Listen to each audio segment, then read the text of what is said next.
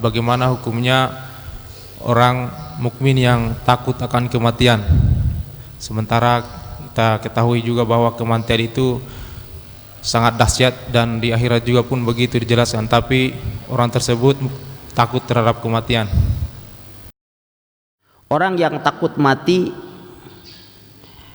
pada umumnya adalah karena dia tidak siap.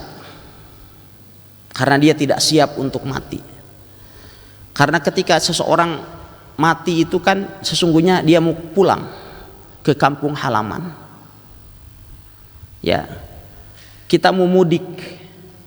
Kita diciptakan oleh Allah Subhanahu wa taala, ayahanda kita Adam alaihissalam, tempat tinggal asalnya adalah kampung halamannya di surga, kemudian terusir jadi ke dunia ini sebagai bentuk hukuman. Seorang mukmin ketika dia menghadap kepada Allah Subhanahu wa taala, maka dia akan senang. Coba antum sekarang kalau mau mudik senang apa enggak? Mau pulang ke kampung halaman, senang. Pasti akan senang. Besok Idul Adha, insya Allah setelah sholat Id saya mau pulang kampung, ketemu sama keluarga besar. Pasti kita senang karena kita mau pulang. Kita tidak senang ketika mau pulang, ketika apa? Ongkos antum tidak cukup. Bekal antum kurang. Saat itu antum sedih, aduh bagaimana caranya jangan sampai nanti terlantar di jalan, gitu kan? Maka demikian pula tatkala seorang muslim semestinya dia pulang hendak menghadap Allah Subhanahu wa taala, menghadapi kematian, dia suka, dia senang. Kenapa? Karena dia akan kembali ke kampung halamannya. Akan bersedih kalau seandainya dia perbekalannya masih kurang, aduh sholat masih bolong-bolong. Ya aduh banyak saya utang puasa saya, aduh masa muda saya dipenuhi dengan berbagai macam kemaksiatan, kayaknya bekal belum cukup, sementara perjalanan sudah semakin mepet, waktu perjalanan hampir tiba. Nah ini yang yang dikhawatirkan oleh seorang mukmin. Oleh sebab itu setiap saat kita harus siap untuk menghadapi kematian tersebut. Suatu ketika, walaupun tentu bahwa membenci kematian itu adalah merupakan sebuah tabiat manusia, ya, tabiat manusia, karena dia merasa dirinya belum sempurna, karena manusia itu penuh dengan kesalahan. Jadi sangat manusiawi tatkala seseorang itu memang belum siap untuk mati. Oleh sebab itu Rasulullah SAW dalam hadis Ummul Mukminin Aisyah radhiyallahu anha, suatu ketika Rasulullah SAW beliau bersabda, man ahabba liqa Allah ahabballahu liqa'ah. Barang siapa yang senang berjumpa dengan Allah, maka Allah pun akan senang berjumpa dengannya. Wa man kariha liqa Allah karihallahu liqa'ah.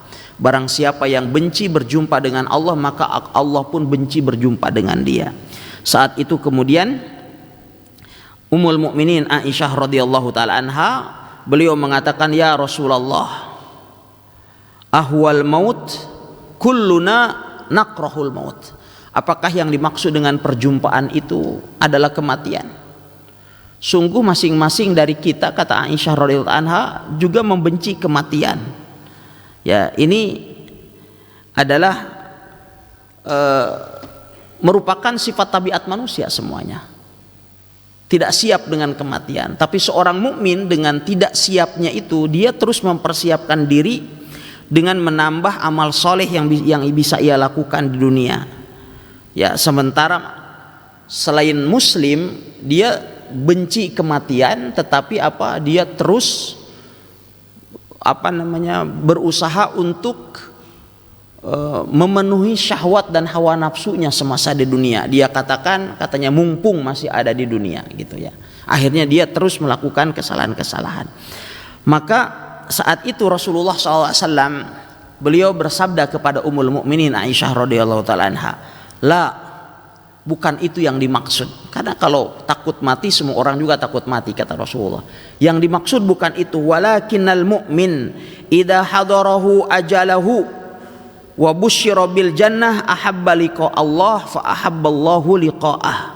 Bukan itu yang dimaksud. Akan tetapi kata Rasulullah, seorang mukmin apabila datang ajalnya lalu kemudian diberikan kabar gembira kepadanya dengan surga, maka saat itu dia akan sangat senang untuk berjumpa dengan Allah, maka Allah pun akan senang berjumpa dengannya. Wal kafir idza hadara ajaluhu wa busyira bin nar kariha liqa Allah wa karihallahu liqa'ah. Adapun orang kafir apabila ajalnya datang dan dia diberikan kabar gembira dengan neraka, maka saat itu dia sangat benci untuk berjumpa dengan Allah, maka Allah pun benci untuk berjumpa dengannya. Atau kama qala Nabi alaihi salatu wasalam. Ya. Demikian wallahu taala alam.